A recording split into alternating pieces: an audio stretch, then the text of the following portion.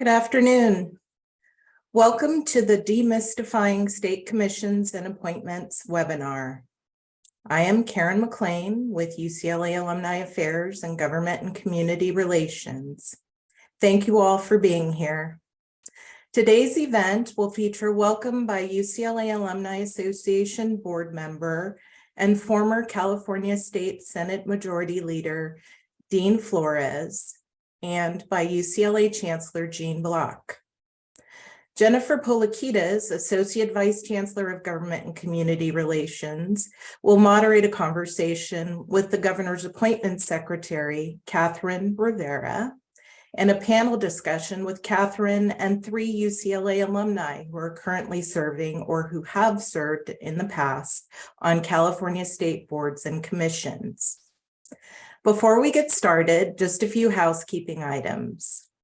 This webinar will be recorded and posted on the UCLA Alumni YouTube channel. During the webinar, you will only be able to see the speakers and the chat function will be disabled. If you have questions during the webinar, please email them to me at kmclean@support.ucla.edu. We will place the information, that email address, in the chat. We will try to answer as many questions as we can, time permitting. Please welcome Senator Florez. Thank you. Karen, can you guys hear me? I always am worried about that.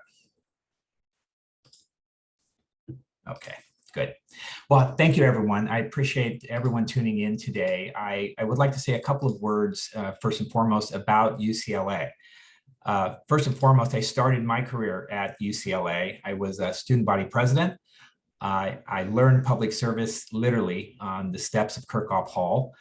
And I am proud to say I was past Senate Majority Leader in the California State Senate and a past Assembly member, and currently serve on the California Air Resources Board, which is our climate board in the state of California. I would say, as you look at the agenda, I am not Gavin Newsom. You can definitely tell by the hairline, but I do want to say that I had an opportunity to talk to the governor just a couple of days ago, and he sends his best, but unfortunately, obviously, he is directly not participating in today's event. There's a few things like a state budget that was just released yesterday.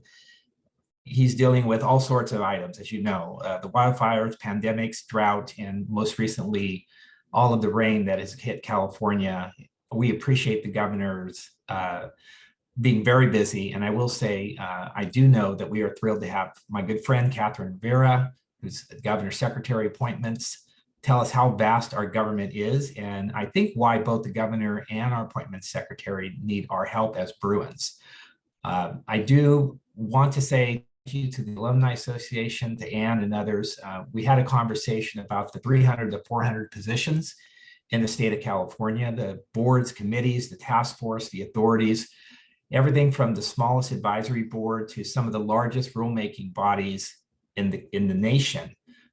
If you think about the Coastal Commission, our electric grid, those boards that protect our workers, and those boards that are looking out every day for the air that we breathe. These are very important positions. I definitely feel we should have Bruins, if possible, sit as on many as we can. It's just really important. And given our depth and breadth and where our Bruins are at in the state of California, I think we offer some geographical diversity as well to the appointment process, which I think would be very valuable. And today is really just about making sure everyone understands how Bruins can serve in state government. Later, we'll have amazing Bruins that were appointed by the governor speaking that I think will best demonstrate this point.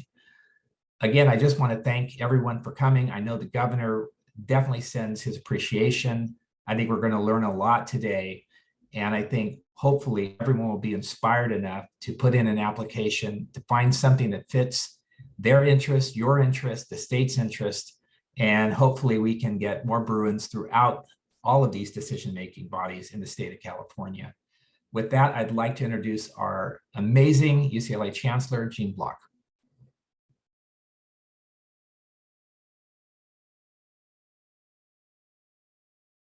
Thank you, Senator Florez, and good afternoon to our alumni and guests. It's great to have you here. We really appreciate you coming out today. So there's a famous phrase that's sometimes attributed to Voltaire, sometimes to a translation of the Gospel of Luke, and sometimes to Spider-Man comics. And that is, with great power comes great responsibility. And that is what this town hall is all about. As graduates of UCLA, Bruins possess the knowledge, experience, abilities, character, and leadership skills to do virtually anything with their lives. And we see that with the remarkable stories that you've created once you graduate from UCLA. I'd like to join Senator Florez and Governor Newsom in inviting our alumni to devote some of their ample talents to public service. You graduated from a public university, public in its DNA, and the continuation of those values and your efforts after you graduate can be so important to the state. Appointments to state boards and services on commissions aligns well with UCLA's public nature and our commitment to the common good that we try to instill in all of our students. So public service, as I said, is deeply embedded in UCLA's DNA. First, it's one of the three parts of our university's mission, alongside with research and teaching. So public service is the part of the triad that actually is the foundation of the institution. And it's also why one of the very first events students participate in when they arrive is UCLA's Volunteer Day, many times the largest student volunteer day in America, really quite a spectacular event. And it's why we idolize alumni like Nobel laureate Ralph Bunche, a diplomat and major architect of decolonization in the mid-20th century. The tradition of service is alive and well today, and the panel of alumni who have served on commissions will remind us of that today. With that, I'd like to thank the governor's office once again for supporting the Bruins' engagement in public service, and I'd like to extend gratitude to the governor's appointment secretary, Cathryn Rivera, for joining us. I know how busy she is, and I appreciate her being with us today. Finally, I'd like to thank all of our alumni in advance for pursuing these appointment opportunities and for the outstanding service I'm certain you'll render. So with that, thank you. And now I'll turn the program over to Associate Vice Chancellor for Government and Community Relations, Jennifer Polakidis. Thank you. Thank you, Chancellor Block. Many thanks also to Senator Florez for helping to arrange this town hall. As a personal aside, Dean Florez was USAC president when I was a sophomore at UCLA, so I've been following his career, his distinguished career, for a very long time. It's now my great pleasure to introduce our featured speaker today. Cathryn Rivera has served as the governor's appointments secretary since June 2019, when Governor Gavin Newsom appointed her to that important role. Prior to this position, Ms. Rivera served on the Agricultural Labor Relations Board for 3 administrations, beginning with her appointment by Governor Gray Davis in November 2002. Before joining the ALRB, Ms. Rivera was the Chief Deputy Cabinet Secretary for Governor Davis. As Chief Deputy, she was the governor's liaison to a number of state agencies, departments and boards, including the Department of Corrections and Rehabilitation, the Office of Emergency Services, the Health and Human Services Agency, and the Department of Food and Agriculture. As a member of the Cabinet Office, Ms. Rivera was responsible for overseeing the development and implementation of administration policy and legislative initiatives within the agencies. Ms. Rivera also served as special legal counsel, working on significant legal matters within the agencies and departments. Ms. Rivera earned her undergraduate degree in business management from Arizona State University and obtained her law degree from UC Berkeley. So in addition to her impressive career, she is also a sister in the UC system. Given her credentials and her extensive experience in the executive branch of our state government, Ms. Rivera clearly brings great knowledge and a valuable perspective to her current role. We're fortunate and grateful to welcome her today and look forward to her insights and advice as we explore opportunities for Bruins to be involved in civic engagement in our state government. Good afternoon, Secretary. Good afternoon. Thank you so much. A special thank you to Senator Florez, who was one of the first people to reach out to me when I took on this opportunity and extend his support. Although listening to him, I'm starting to get anxiety about all the things that I need to do as soon as I get off of this this Zoom. I actually did meet with the governor yesterday, and we did discuss upcoming appointments to the Air Resources Board, several appointments to higher ed, new leadership in big positions. Going into this second term is extremely exciting, but also challenging, as you can imagine. I will say that it is great to be a part of this administration and all of the firsts that have been championed by this governor. Most recently, the first female director of the Office of Emergency Services that was appointed on the eve of an earthquake and the storms that we have been seeing in California. We also have the first Latina in Yana Garcia, the secretary for Cali, PA, among many, many others. I will also say that UCLA really has been a huge resource, UCLA alumni, with Lourdes Castro Ramirez, the Secretary for Business Consumer Services and Housing Agency, that's a mouthful, Ana Lasso, first Latina to be the Director of the Department of General Services, and Darnell Grisby on the very important one of the governor's highest priorities, and that is the Transportation Commission. So opportunities like this are extremely critical. So I appreciate everybody taking time out of their afternoon to be here.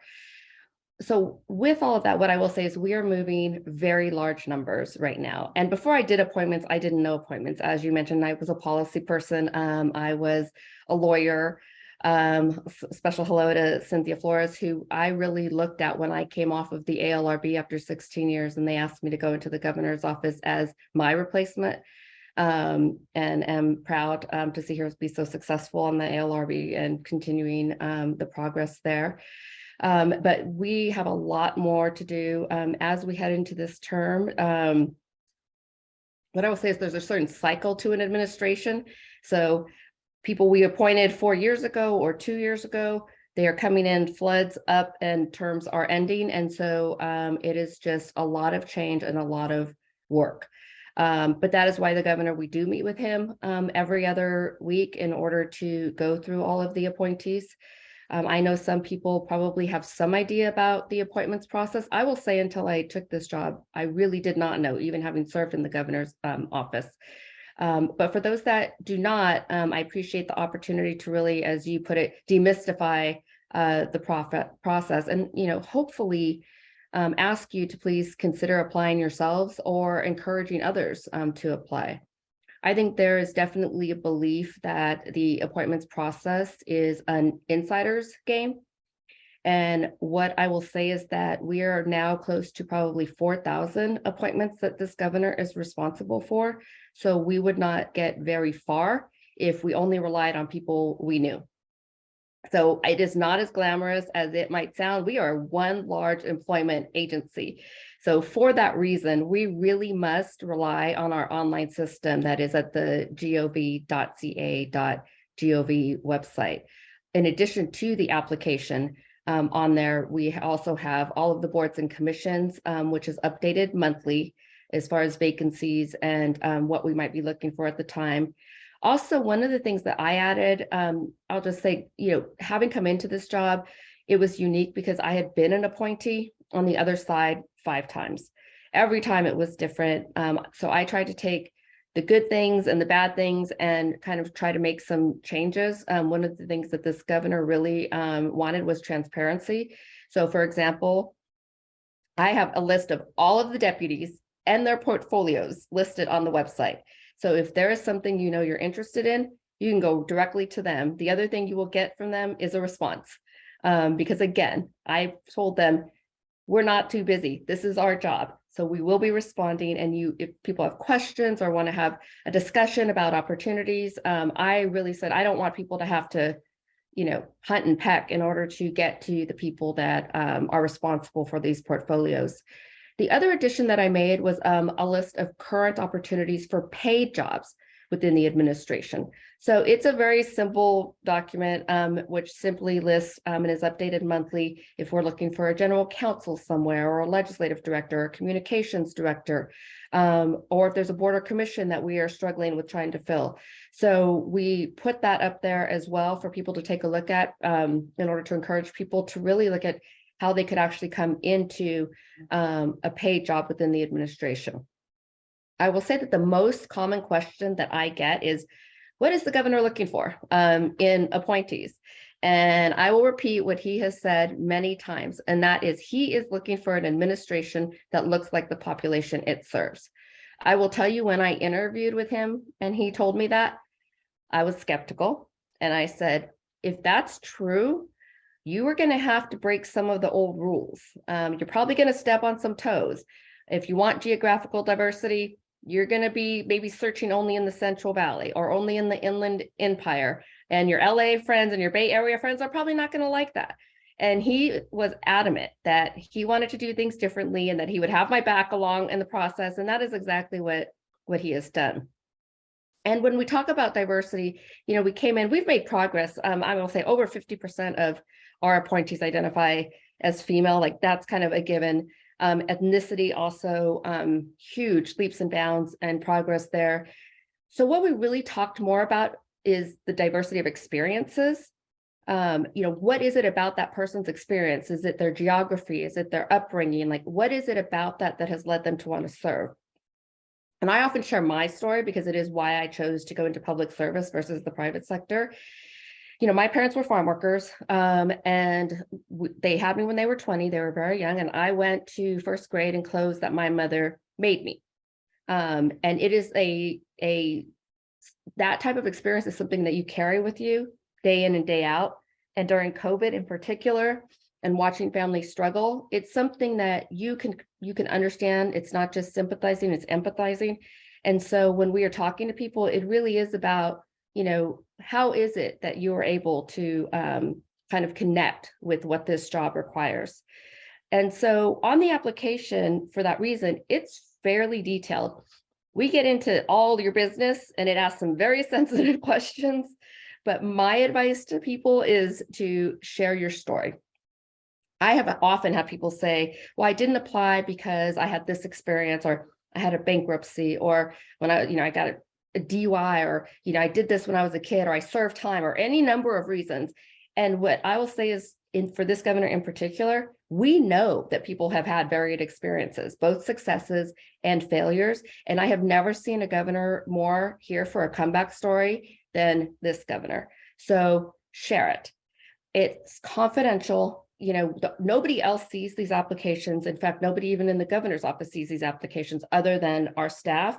And we really want to be able to have that discussion with appointees, because it is those experiences that could possibly lead to a great connection for a position. So just please don't take yourself out of the game.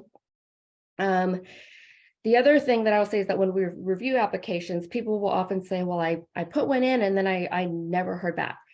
So at any given time, especially with boards and commissions, they're like a puzzle. So when somebody rolls off or terms out of a position, we are often looking at what skill set was left by that vacancy. Was it geography? Was it gender? Was it, do we need a manager? Do we need a crisis, communicator? Do we need a lawyer or financial person? So we put that all into our system. We call it unicorn hunting. And as a result, we pull those names out. So there is a chance that you might not get your name pulled. The upside is you might get a call for a job or a board that you never applied for. I often call people in my team and they will call back and say, I'm sorry, I didn't pick up. I thought you were a telemarketer. And I said, I am a telemarketer. I'm about to try to sell you something you never asked for. So it is part of the job, and it's okay to say no. We get told no all the time. And we'll call you back the next time your name comes out of our system. We are really looking for the right fit. So for us, it really is about how are we plugging the hole, so it's not simply, it's not cookie cutter. And especially for boards and commissions, we are looking for varied experiences in geography, ethnicity, and gender. Now, if there is something that you know, this is the board, this is where my heart is, this is where my experience is, this is what I want to do. I always tell people, please to Google it, because the board's website will have a trove of information. People will ask, and no board is the same. I will also say that. So how often they meet, where they meet, how complex the issues are. You can look at the minutes, how much time might be taken up. You can look at the other board members as well and kind of see what the makeup is. It will just provide you a great amount of information so I tell people, do your homework if you know that's really what you want to do. The other thing that a Google search will tell you is just how controversial. Like if you're somebody who doesn't want your name in the paper, that's a good way to find out if that's a possibility. And not that it can't change. I will say people on the horse racing board, never heard about them 20 years ago. And now, it was the first thing I talked to the governor about when I took this job. So it can change, but it will definitely kind of let you know, because not everybody necessarily wants to be, in the spotlight. So process-wise, once we settle down and finally find people who we think it's a good fit, there is a series of interviews. You will meet at maybe a board level, a department level, at an agency level, and then ultimately at the governor's office. We do interview every single person who is appointed, and we usually do it with our counterparts. So for example, if it's in communication, say, we'll bring our communication counterpart in. If it's policy, we bring in our cabinet counterpart. If it's ledge, we'll bring in our ledge counterpart. If it's legal, we'll bring in our legal counterparts. But every single person will be interviewed at least once, and sometimes might even be twice until we settle on a candidate. Sometimes it's one candidate, sometimes it might be a slate of candidates that we take into the governor. And when we bring them in, as I've said before, I'll say he does not ask, where did they go to school? He does not ask, how many awards have they earned? He really gets right, because this is his only opportunity to get to know these individuals. He really asks, okay, tell me their story. So we provide what we call candidate summaries, and it's a face page. We get pictures and we tell the person's story to him. And then at that point, he gets to make his decision and approve whether or not that is the right person, for the job. Once that happens, well, then that's when the press release goes out. There is also a process called Senate confirmation, which many appointments are subject to. It sounds scary. It is not. We work with the Senate Rules Committee. It is another interview, essentially them being the checks and balances on the appointment. But we prepare, we have a person who, that's all they do, is to help you prepare for that process. So if you see that, an SC on a position, don't let that scare you off, please. I've been through it a handful of times myself, so it can be a little daunting, but we do really walk you through that process. The other thing that we do with boards and commissions is we will pair you up with another appointee, maybe a more experienced appointee, to help you as you get onboarded onto a board. We don't just simply say, okay, great job, now go do the job, good luck. We really want you to be successful. And so it's important to us to have that onboarding process go well. I know we're going to have a Q&A period. And so I will stop there. And I appreciate you letting me sit on the panel, even though I am a Bear and not a Bruin. But thank you anyways. And thanks for giving me this opportunity. Thank you very much, Secretary. That was a wonderful overview. And why don't we now invite our panelists to join us here on the screen. We have with us three others who have been in appointed roles, serving on boards and commissions. I'm going to ask each of you to please introduce yourselves. They're all Bruins, so you could tell us your UCLA affiliation and also the role that you served in on the board or commission. Why don't we start with Cynthia? Hello, can you hear me? Can you hear me? Mm-hmm. Yes. Wonderful. Hi. Thank you so much for having me this evening or afternoon. My name is Cynthia Florez. I am very proudly a Bruin and also a two-time governor appointee. I'm going to be focusing my remarks on my appointment to my current role at the Agricultural Labor Relations Board. Just also want to state that I also serve on the board of directors for the UCLA Alumni Association. Thank you. Thanks, Cynthia. Peter. Well, thank you. And as Cynthia said, appreciate the opportunity to be with you today. I have had the privilege of being appointed by 3 different governors to 3 different roles. I was an appointee of Governor Davis to the California Student Aid Commission, and then an appointee by Governor Schwarzenegger to the California Performance Review Commission. And then lastly, from 2015 to 2021, was an appointee of Jerry Brown to the California State University System, where I served on the Board of Trustees. I've been active at UCLA in a variety of capacities, including alumni president back in the 90s and serving as an alumni rep on the UC Board of Regents in the late 1990s. Looking forward to our conversation today. Thanks, Peter. And Yolanda. Good afternoon. And like my other panelists, thank you for the opportunity to be here with you this afternoon. And I'm Yolanda Gorman, a very proud triple Bruin, followed Peter Taylor in the role of alumni president and served on the UC Board of Regents twice. I have a current appointment to the Baldwin Hills Conservancy. Thank you. Thank you, panelists, for joining us today.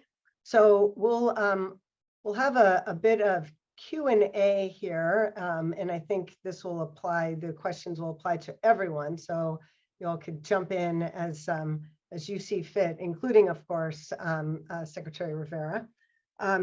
Why don't we start by hearing from you all on your experience serving in your appointed roles. Maybe you could talk about the appointments process itself, how you learned about the appointments process, how you went about it, and your experience in through the interview and so forth, and also talk with us about your experience serving in your role on the board or commission. Why don't we start with Cathryn? You have already given us some of your insights, so we'll spare you this one. Why don't we start with Yolanda? Well, thank you. You know, when Cathryn was talking, she shared a couple of things about the process. One was that sometimes you are appointed to a board that you didn't apply for. And that happened for me.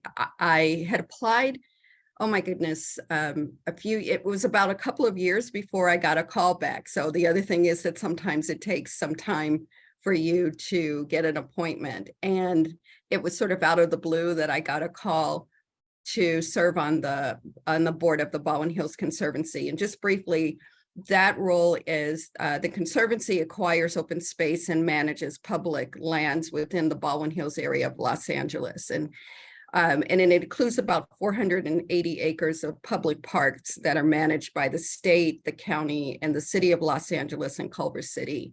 And for those of you who are in Los Angeles, you may be familiar with the Kenneth Hahn Park State Recreation Area or the Baldwin Hills Scenic Overlook.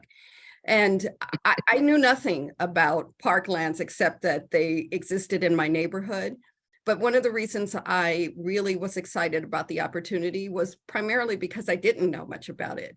It was an opportunity to serve the community that I lived in, the residents of Los Angeles, and for me to learn more about what parklands and the importance of parklands in Los Angeles was. So it was an opportunity for me not only to serve, but to learn as part of this process.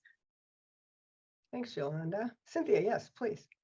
Yes, so I wanted to speak a little bit about my appointment trajectory, how I got to be an appointee of the ALRB, but I also wanted to extend a heartfelt thank you to the appointment secretary, Rivera.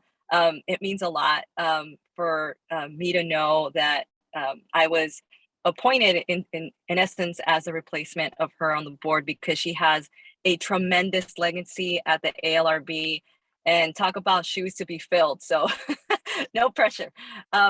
So I will say words of encouragement a bit. So I had actually thought about seeking out this appointment to the ALRB, gosh, when I first graduated from law school.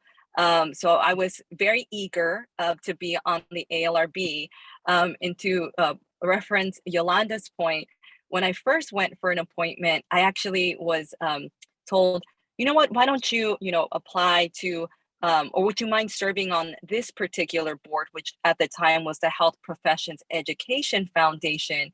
And I mentioned, I thought to myself, well, I don't really know anything about health professions, but you know what, I'm going to go for it anyway. And so I said yes. And it was a tremendous experience for me to get familiarized with a scope of work and just issue that I was not previously informed about. And I also want to note, I do credit that opportunity. I served on that board for 6 years.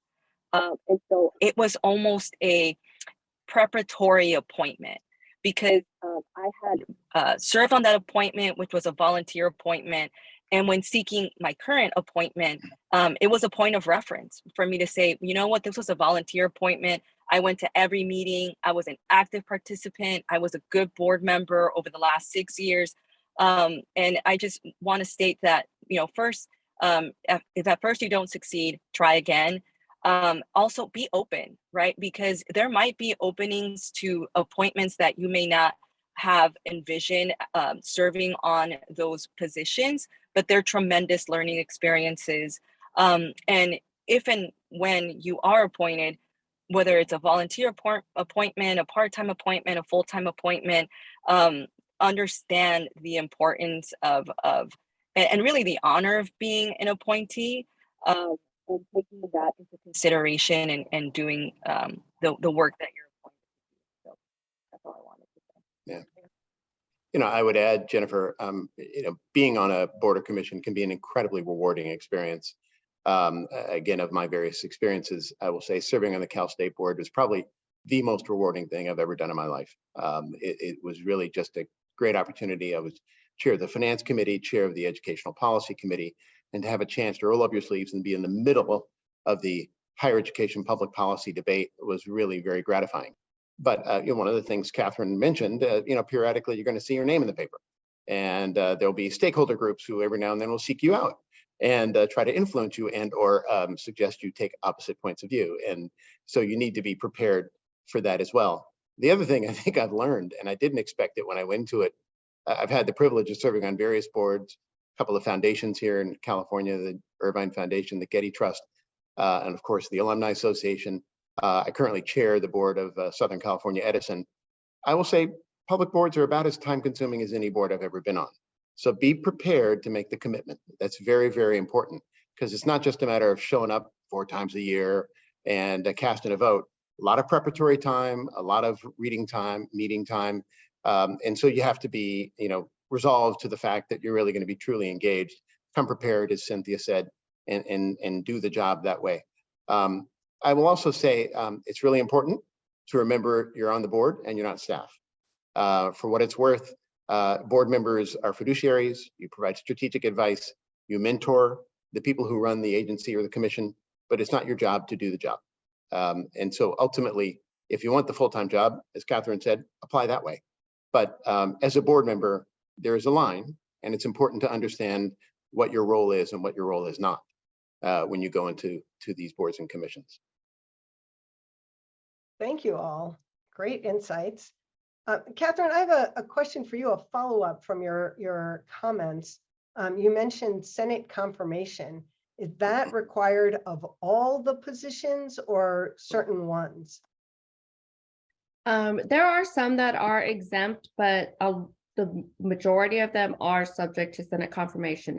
But when I say that, what I will say is that it doesn't necessarily mean that you would be required to appear in front of Senate rules. So even if it's Senate confirmable, they will send you questions, you prepare answers, we work with you on those answers.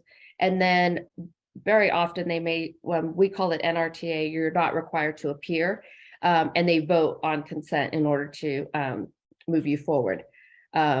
I am sure that neither CSU nor ALRB gets that kind of a pass. I don't know about Baldwin Hills, but they do not get a pass. As Peter said, you know, it's like the shine of the press release wears off real fast when you have to start doing the work. And so that's just a great flag, because all of the jobs that these panelists are doing, although they are all varied, they're all very high profile as far as the impact that they have, and also just stakeholder, all of them are very stakeholder management heavy. I will also add a good point that Cynthia made, because it is something that we look at. If somebody even serves on a board and then they get termed out, we will very often ask them to serve on another board that might be higher profile or more critical, because they have proven themselves to be successful in the work that they are doing. So that's also important to remember. If you first say, I don't want to sit on the optometry board, what do I want to do that for? You know, it's a good way to get that experience in, especially as you're starting out, for younger folks too. Thank you. Thanks for that. Let me remind everybody, if you have questions, please email them. In the chat is an email address, Cathryn McLean, kmclean@support.ucla.edu. We just added it again into the chat, so please send any questions you might have to Cathryn, and we'll be able to pose those to our panelists. In the meanwhile, can I ask each of you to maybe share a story about a surprise, something that you did not expect from your board or commission experience? Could be a surprise that wasn't so pleasant, but perhaps it was a really wonderful surprise. So I'd love to hear that from each of you. Well, you hear a lot of stories about, state bureaucracy and the difficulty of getting the state to do things or change its way of operating. That wasn't my experience at all. I certainly found on all three boards that I was on a real hunger and desire on the part of staff to brainstorm about ways to do things better. And I spent a big chunk of my career in finance. I worked in investment banking. And I really enjoyed the process of sitting down with them and thinking, have you thought about this particular approach? And to introduce them to new techniques that, in the private sector we had used. So I think maybe I went in thinking there'd be this, really rigorous bureaucracy you're gonna have to pound your head against, but I never found that. I really found a real interest and willingness and desire to learn and to talk about ways to solve problems. And that made the whole experience really much, much better. That's super encouraging. Yeah, I think for me, and we're hoping I'm speaking to some student leaders or alumni in today's session. I was very surprised to see how my leadership experience as a student. So I served as a student body president at UCLA. And I also served as a student regent on the board of regents when I was in law school at UC Irvine. I was very surprised at how that experience directly translated and really did prepare me for my current appointment at a full-time appointment. And so that was surprising, because it was just the extent of preparation. I felt so ready to take on the role, very at ease. Of course, I had 6 years of experience on a volunteer board, but to Secretary Rivera's point, the ALRB is one of those very high-profile appointments, and so I would say that it was a very pleasant surprise, and also very comforting to know that all of that experience I could use in this position. Thanks, Cynthia. I was surprised to find that my experience serving on volunteer boards or a nonprofit was transferable. And I was also surprised to find that when I found myself in the chair position, that there were skill sets that I was able to bring to this process that really supported the work. The other thing, as I mentioned, other than having a major park in my backyard, I really learned and was surprised to understand and appreciate the importance of access to public space and to public land for entire communities that don't have access in their neighborhoods, and how ensuring that access is available and that the nature is preserved in the middle of an urban oasis or urban center becomes really important to the health and well-being of residents of our city. Yeah, I will throw out one other thing, Jennifer, that surprised me, and maybe on the negative side. Unlike corporate boards where I've served on 3, and foundation boards where I've served on 4, public boards are harder because you don't get the opportunity to pick up the phone and call fellow board members and talk to them one-on-one. You can't conduct what's called a serial meeting. And right now, when I have a concern about something going on in one of my corporate boards, I just call up corporate board members and say, how do you feel about this? How should we counsel the CEO? You can't do that on a public board. Everything has to be open and transparent, and those kind of strategic conversations are done in full view of the public. And so it takes a different way of operating, in some ways a little bit more challenging than other boards where you don't have is it the Brown Act, or is it which act is it, Secretary Rivera, that guides us so rigorously? Bagley-Keene. Bagley-Keene, yeah, that's right. You have to abide by it with real strict rules. So that took a little getting used to. Great insights from all of you. Thank you. I have a couple of questions here from our audience. And I think they apply mostly to Cathryn, but others, please feel free to chime in if you've got input as well. How does an applicant stand out in the selection process? And would an applicant be able to get feedback if they are not selected or appointed? And on the first part of that question, does name dropping or mentioning your name help in the application process, or is it truly a merit-based system? So what I will say is it varies. This is not a linear process by any means. And I told the governor when I started giving speeches that I was going to be very honest, like, we are not a well-oiled machine. It's all over the place. But so 2 things. One is, as far as standing out, I can understand how that would be difficult, especially how I explain the process, because very often we are looking for specific criteria as we are moving forward. I will say, though, that is also one of the reasons, though, why I give people the name of the deputy responsible for that portfolio, because you will get feedback. I talk to the governor's people, friends, family, and they'll say, well, I'm interested in this, and I'll be really upfront with them. Well, actually, we are looking from someone from, the Inland Empire who has X experience. And the governor, like I said, and I will say that is probably one of the things that most surprised me about this job is that everything he told me in the interview, he actually believes, which is he will say, well, if that's what Cathryn says we're looking for, that's what we're looking for. So, it really just does depend, but we will give feedback to people in regards to, if there's something specific, or we can tell you, hey, the next go around, because I tell people, even if there's not a vacancy now, there will be at some point for all of these boards and commissions. So if you're really interested in something, ask the deputy, when is the next opening coming up, and what will you be looking for at that point? So that you can make a decision about, well, maybe that's not the board I want. Maybe I should be looking at another board. Or we often get people who ask, well, where do you need my skill set? Because they really do want to serve. And that's the best question, if I'm being honest, for you to ask, because they're always looking for people. So if you tell someone, like, this is my skill set, do you have a need for this somewhere? They can also work with you on that. The name dropping thing is again, it depends.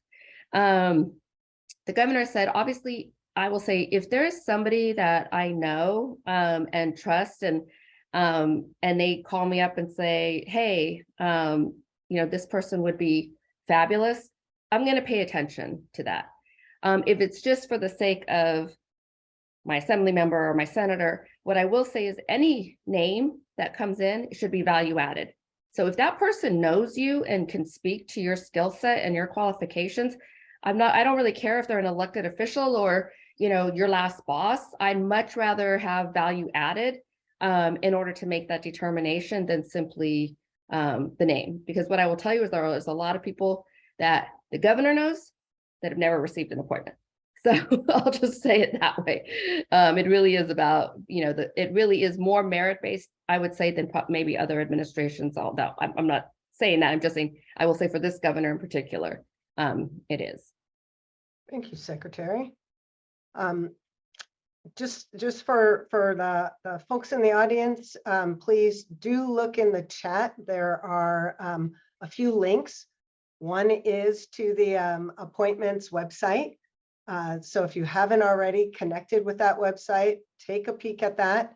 The Secretary has been touting Inland Empire folks and folks from the Central Valley. So if we've got alums and others on this webinar who are from those places, you should feel very encouraged to put an application in. But that also doesn't preclude those from Los Angeles area or the San Francisco Bay Area from also applying. Depending on your background, you may also be someone that the Secretary and the Governor are looking for. So all comers are welcome for sure. There's also in the chat links to the boards and commissions from the city of Los Angeles. So we are focused here in this webinar on state appointments, but we want to also be sure that our alumni are aware of appointments in the city and in LA County. And so there are links to those applications in the chat. We'll repost them in case you joined a little late and didn't have a chance to see them. But we want Bruins to be engaged civically in all places in our state. So lots of encouragement for that. Another question for again, mostly the Secretary. If someone submitted an application to become a commissioner during Governor Newsom's prior term as governor, do they need to submit another application during this current term to be considered? No. All right. Those applications will be there throughout his term. Excellent. Great. So this I think applies to all the panelists. This question. What is your advice on how to best balance existing substantial commitments in your day life, your day job, with the additional obligations that come with the external appointments, which definitely carry a lot of weight and a lot of responsibility? How have you all managed that? Yeah, I managed it by coming to the conclusion that balance wasn't possible, and I've never been very good at balance. I tell folks when I had the opportunity to be alumni president in the mid '90s, I'd just been appointed to vice president at the bank, was really growing my career in finance, and here's this gigantic responsibility to be alumni president. Well, the first year of my presidency, I went into the office every single Saturday night at 8 o'clock, and I'd work till 3 or 4 in the morning to get ahead of my workload for the coming week. Now, if you had told me while I was in college I was going to be spending Saturday nights in the office, I would have thought that's the worst thing I can imagine. But sometimes you change the paradigm of how you use your time to create opportunities. And that created a great opportunity to add value to my alma mater, but also to set me up and give me great leadership experience that I've been able to leverage then into other opportunities. So I would encourage you to maybe dig deep and look for ways to kind of stretch your time, because it's incredibly rewarding to serve on one of these commissions, even if it means you spend a Saturday night reading your board book before Wednesday's meeting. Thanks, Peter. Any other advice from folks or insights about how you manage your time? I think Peter covered it. I have the fortune of working with the chancellor, who at the outset talked about the importance of service, and it's really an important and critical part of my life. And so I'm like Peter. You find the time. My job is important to me, and my public service is equally important. And no, there isn't the right balance, but somehow, because these are things that matter to you, you find a way to make them work. Thanks, Yolanda. I will just add, I think prioritization, right? And so understanding at this point in your life, what are your priorities? And do your priorities align with the time that you're putting into whatever activity you are either seeking, completing, etc. And so I don't know if it's the lawyer in me, but I do track my time. And so I will track, how much time I'm spending at work, or how much time I'm spending with nonprofit organizations that I'm on the board of, or how much time I'm dedicating to my family, etc. And I think it's just a good exercise to kind of, even if you do it for a week, just look at where your time is going, and are you okay with that?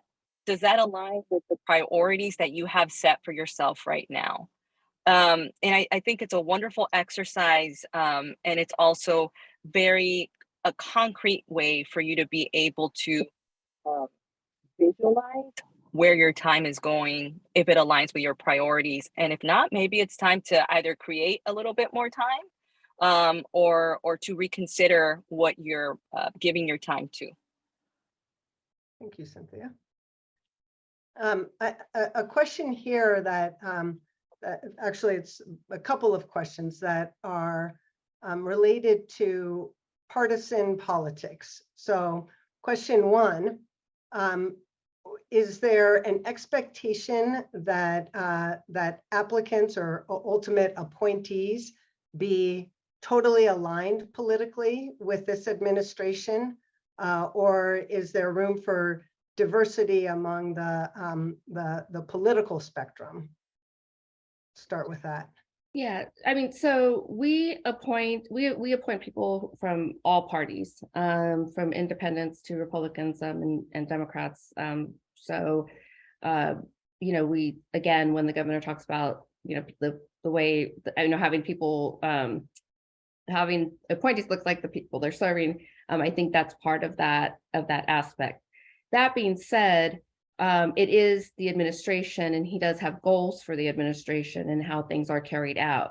So if you, regardless of party, are, whether even Democrats, if you're not aligned with what might be the priority or the mission or the goals that are set out, I think that is more likely to prevent an appointment than a political party. Thank you, Cathryn. Follow up. What political activity would someone need to recuse themselves from if they were appointed? If they're super involved with, say, the California Democratic Party, including as a delegate to the party, or any other such activities, would they need to recuse themselves from those activities to be an appointee? Generally, political activities as well as nonprofit activities or other activities are not a problem in regards to carrying out your role in a board or commission. What usually arises is a conflict with what that board or commission is responsible for. For example, if it's the privacy board and you work for a regulated agency, or if it's a medical board and you're being compensated by a regulated industry. And so we tend to work with people, with our attorneys, to figure out, it's a pretty common thing, people who have very successful, lives and jobs and have done a lot to try to figure out if there's an actual conflict. And like similar to board member Florez, I mean, for example, you couldn't own ag, you couldn't be involved with agriculture. That specifically would be a conflict. So it's usually pretty specific to what the role or mission of the board might be. Thank you. A question about the way the meetings are now structured and managed. Are the meetings now mostly over Zoom or other remote platforms, or do they require travel to Sacramento or other places for the boards and commission members? I don't know if you want me to, I'll take a stab. I'd be Yeah, why don't you- interested to know, because my guess would be is that it's varied right now. That's what we have been hearing, at least, is that it's varied. Some people are meeting in person, some people are still doing Zoom. There was an exemption that was extended, which this administration is in support of, to allow for Zoom to continue for a certain period of time. But as Mr. Taylor mentioned, because of bag leaking, there are rules about the public being able to have access to the board meetings. So if that extension doesn't continue, then we would be back in a situation where everybody would have to essentially show up in person. What I will say is that we do pay reimbursement for travel and also a per diem. But I'm sure in the case if it's not a paid board like the ALRB, it does not come close to compensating you in any way for the time that you're going to spend. So that is one of the reasons why when I talk to the governor about, if you want, again, going back to wanting to be more inclusive, the single parent, which I am half-time, a single parent who has children, it might not necessarily be able to travel be gone for 2 days to participate, or may not be able to have childcare, or whatever the situation might be. I think Zoom has really taught us that we have found greater participation when we have allowed for Zoom. That being said, I do understand the need for public access and all of that, but I think we're big proponents of allowing for some leeway there in order to gain a greater number of people to participate. It's great. So no across the board mandate. I'd be curious for those who are serving on board currently, how you are meeting. Ours transition.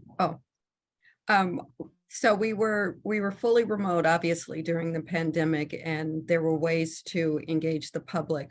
And what we're doing now is hybrid, so that there is a public place for both the public and board members to participate in person, and we're still able to use Zoom if that's necessary. And Cynthia? Yes, that's exactly right.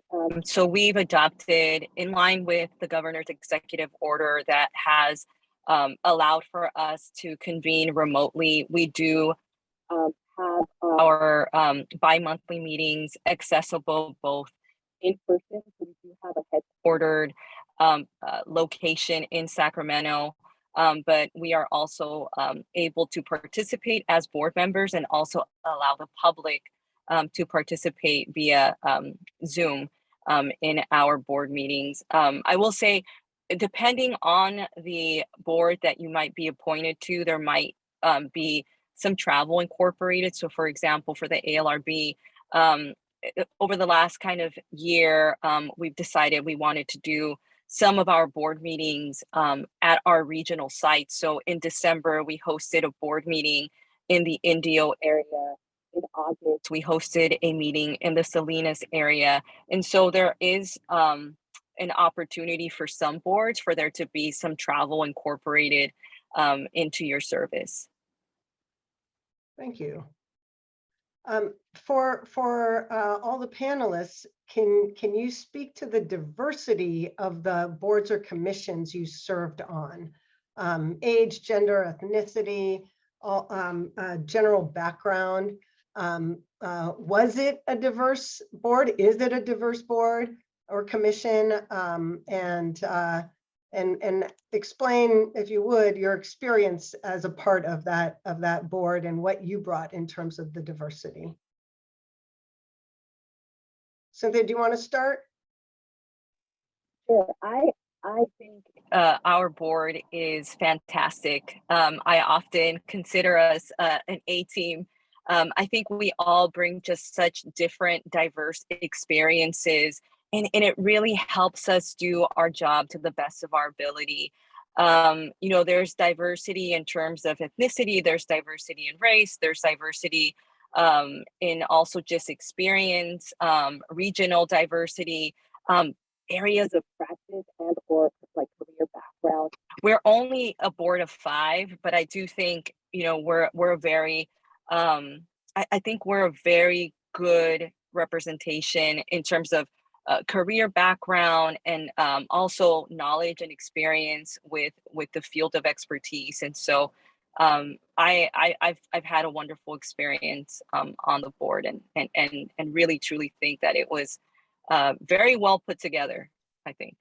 You know, I will say, because my first board I served on was 22 years ago.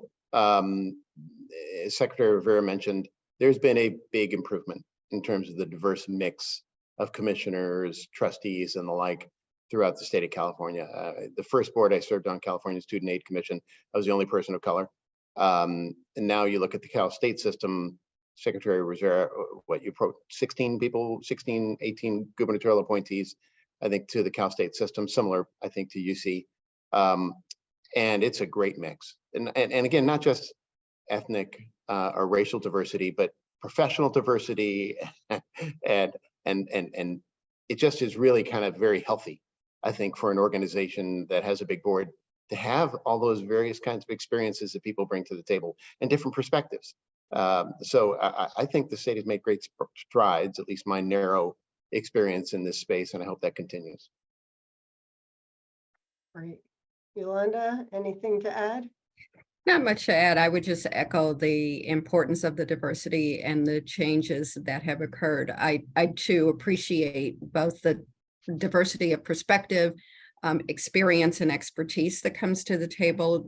One of the things that I think is a real value add to serving on these boards is the opportunity, as I mentioned early on, to learn from your colleagues, those who are around the table, who bring such a vast experience from very, very different walks of life. The other thing that's, to me, a wonderful advantage of the diversity of boards is the networks that you build. So you begin to expand your own network with the individuals that serve with you on the board, and you're really able to connect in, I think, really important and meaningful ways. Thanks, Yolanda. I would just like to add, yes, because please. I mean, one, I love hearing this, and two, it's like I had a very diverse board when I was on the ALRB, and so the makeup of the board was very intentional as I came off and as my colleague who was the chair came off, but also just across the board. When the governor said we're going to change the way we do things, it has been very intentional on our part to bring diversity to boards that previously did not have it. And the other thing that I will say is, if anybody would like to serve on a regional water quality control board, let me know. You can email me directly. There are some boards we can't give away.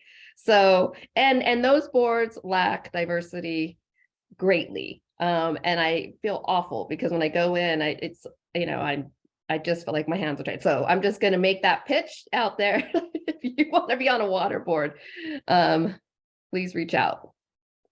Well, that sounds like a great opportunity. Thank you for sharing that. Along the lines of diversity for young alums, even for students who don't have a lot of professional experience, are there any boards or commissions that you would point them to, that you would say they're more likely to be successful pursuing? So aside from the education boards, which have a student component, which is a whole process that goes into that is external to the governor's office, it was very clear that there was kind of a glaring gap around youth participation. And so just recently a youth commission has been created. And so we are beginning to look at that board.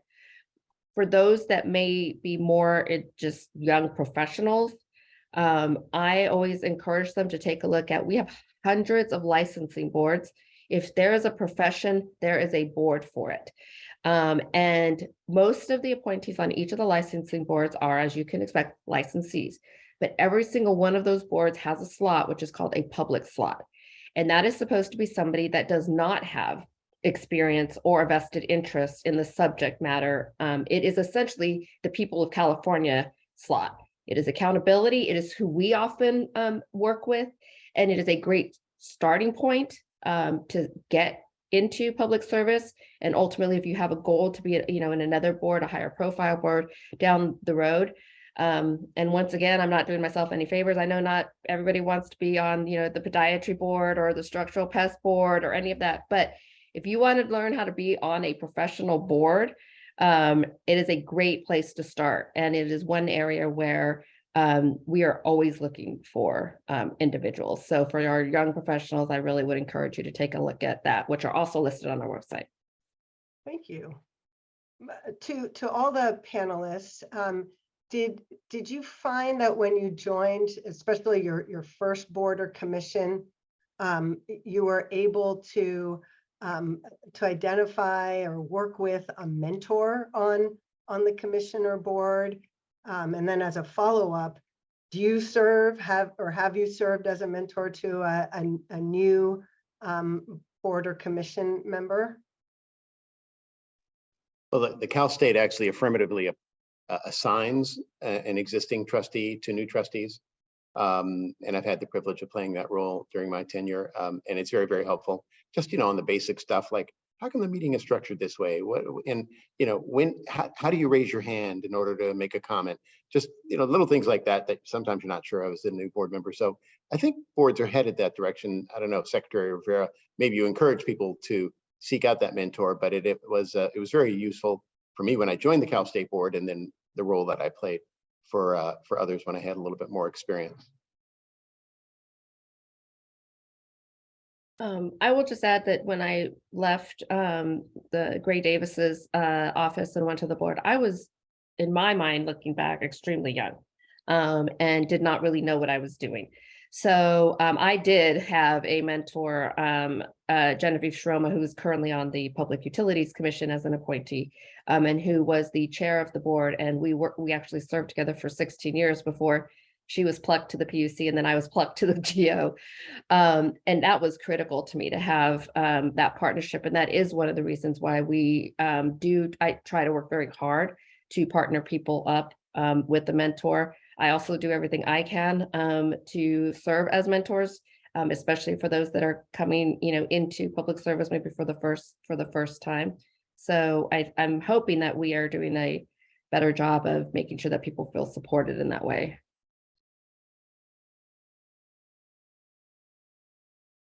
So I'm going to loop back to opening statements. Peter, you mentioned that your CSU board experience was among the best in your life. Is there a specific story that that stands out, a specific challenge that you took on and gave you great satisfaction? And as Peter might be thinking about this, I'm going to ask the others to also think about whether in your experience on your boards and commissions, you have a story to share. Yeah, there were a couple when I was on the CSU. When I first joined the CSU, I was shocked and disappointed to see how poor the graduation rates were for students out of the CSU.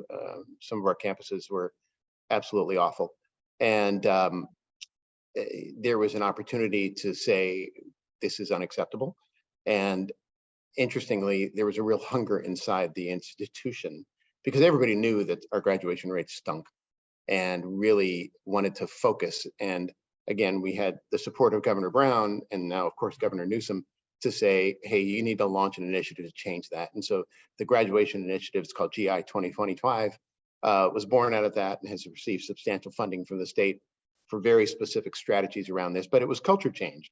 So it meant getting faculty to approach their job differently. It meant getting administrators to be held accountable with real quantitative measures. So that was very rewarding.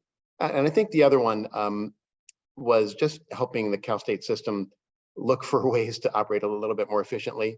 One of the things we did, literally every single capital project over $400,000 had to come to the Board of Trustees 2 times for a vote. Well, that meant tiny little projects that had no risk of going over budget or being a problem ended up having to drag on for 4 to 6 months for no reason. And so we upped that limit rather substantially and said, we're going to trust our campus presidents and leadership to be able to kind of manage small capital projects without a whole lot of oversight, to push responsibility back down to our campuses so that things get built more quickly. And if they get more quickly, they cost less. And so we were able to drive that change forward as well. So thank you. Yeah, it was a great experience and thrilled I had that opportunity. Thanks for sharing that, Peter. How about others? Cathryn, do you have a story to share? I will just say one of the tough things about the ALRB, I'm sure Board Member Florez understands that I don't think I really understood going in, and that was that it's an adjudicatory board. We operate like an appellate court operates, which means when stakeholders, somebody loses every single time you issue a decision, and they have an opinion about that. They will go online, they will create pages, they will say things. I think I underestimated the scrutiny that we were going to come under, but more importantly, the inability to address it other than the words on the page. And that was, I think, probably one of the hardest things that I had to deal with. And it also made what the job was, which is what do we put on the page, even more important. But for many of these boards, as I mentioned, the scrutiny that some of them are subjected to it's a lot. And so, like I said, you have to kind of be up for that. And especially in a board where you can't necessarily defend yourself. So I think that was kind of one of the things I took away from that experience, along with all the great things. Thank you. Cynthia, any particular story from your experience? Maybe not a story, but just by way of background, I'm an attorney. That's kind of what my profession, my chosen profession. And I come from a background of nonprofit, in particular, immigration, immigrant advocacy, immigrant worker kind of focus and lens. And with my 2 appointments, one was to the Health Professions Board and now to the Agricultural Labor Relations Board, they were related in the sense that they're areas of interest of mine. And so I'm just very grateful to have had the opportunity and the foresight to say yes to the first board and become more familiarized with health professions, their need, kind of the tremendous support and resource they are to the state of California. And then similarly, upon being appointed to the ALRB, especially at the time that I was appointed, a week before the closures and then the pandemic that ensued and the conversation around essential workers and obviously farm workers being part of that grouping of people, I've learned a lot. And it's been a tremendous experience for me, a personal and professional development. And so I'm a 2-time UC graduate, have served on a number of boards, and I truly do believe in the spirit and the duty that we have to serve the state. And so it's just been an honor and privilege. And so that's my pitch. If you are so inclined, and UCLA has a tremendous reputation for public service, this is a fantastic way to serve. Thank you, Cynthia. Yolanda, I don't want to put you on the spot if you don't have a specific story, but I bet you do. Actually, I do. I mentioned that it was really surprising to me to learn how little access individuals in Los Angeles had to public spaces and parks. And one thing that was really very exciting for me is having the opportunity to be part of a study that really looked at access and to analyze that data that resulted in making very significant changes to how people would access the park, including providing transportation. So really thinking about important ways of connecting residents of Los Angeles to parklands and to open spaces and to nature was a really important thing.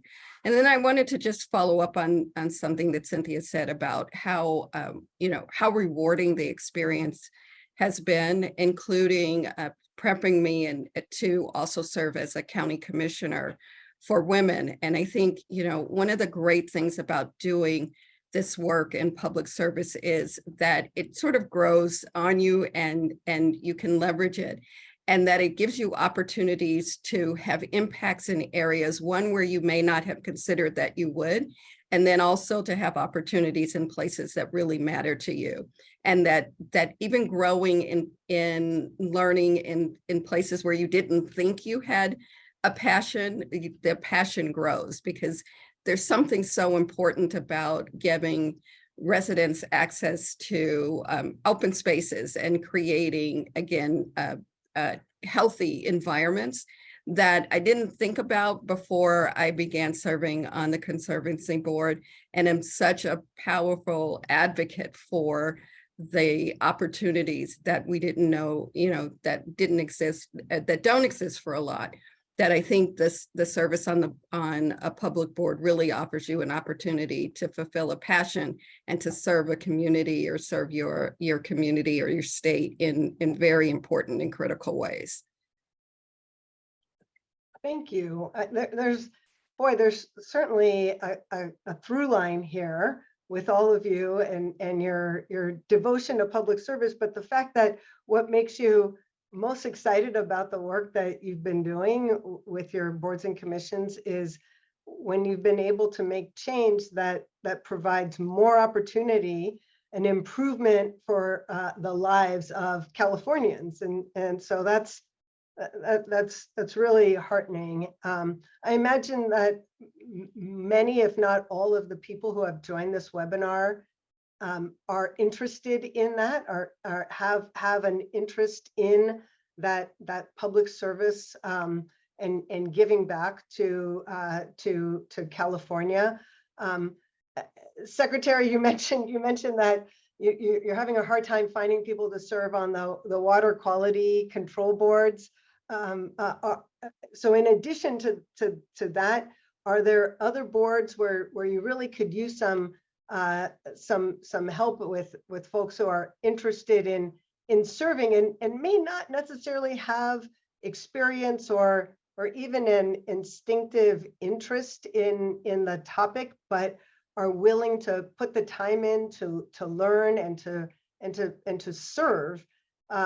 Please let us know here. There are lots of folks who are definitely eager to serve, but may not be aware of maybe the less desired boards or commissions. Yeah, so one, I'm going to state the obvious because this is, it happens, and that is that, for example, all of the higher ed boards like CSU are highly coveted, as well as Film Commission, Humanities, Arts Council, Women and Girls. There are always those boards where, and I don't want to say this to discourage people because somebody will be appointed to those boards, but you're in a pool with a lot of folks. It doesn't mean you don't rise to the top. It just means you're going to have greater competition than you would for other boards. But so I just want to sort of put that out there. Our licensing boards, as I mentioned, are probably the most difficult boards for us to fill. And I apologize, I mentioned this earlier. I woke up with a cold this morning because they cover every single industry business that you can imagine. They are important. You are dealing with people's livelihoods. These are, complaints that have been filed in regards to actions that have been taken by, someone this is their job. And so, because they are so specific, it is very hard to recruit for those. If, like I said, if you're not a podiatrist, you're not trying to be on that board. But we need people on those boards to be those public members. So I will just make another pitch for those licensing boards. They are critical to the work that is done in California, and it is a great way to engage in public service and learn how to serve on a board, but also it's a critical mission that each of them have. Thank you. Thanks for that. And I think everybody's hearing you loud and clear. So get on that website, look for those licensing boards, put your application in. we have here a panel of Bruins, and the secretary is a bear, and I think it's a testament to our public university background to be interested in serving in a civic engagement capacity. As everybody who is in the audience considers what an appointment to a commission or a board might do for them personally, their personal growth or professional growth, please also consider that you've got your UCLA degree behind your name as well, and we want UCLA Bruins to serve and to offer their talents to the state and also to the city and county. So we encourage it. We think it's super important to have Bruins, Bears, others from the UC system and CSU, of course, Peter, involved in public service, and this is a way to be involved in addition to your day job, in addition to the work that you do, and also in addition to your volunteer roles with your alma mater. So thank you for participating in this webinar. Thank you so much to all of our panelists. Secretary, thank you for taking time out of your day and for showing up with the cold even. We appreciate it very much. I'm going to turn it over now to, actually, before I do that, does anybody have any last words of encouragement or advice for those who are participating as audience members? I'll just say my team always knows after I give a speech because they start getting emails, so they will be ready. Well, thank you. Thank you again to all. And Karen, I don't know if you've got any last words for us here. I do. Thank you all so very much for participating today. Thank you to Senator Florez, Chancellor Block, Jennifer Polikides, Cathryn Rivera, Yolanda Gorman, Cynthia Florez, Peter Taylor, the UCLA Alumni Affairs staff, especially Joseph Blancas, the UCLA Government and Community Relations staff, and to you, our audience, for participating. Thank you again, and go Bruins.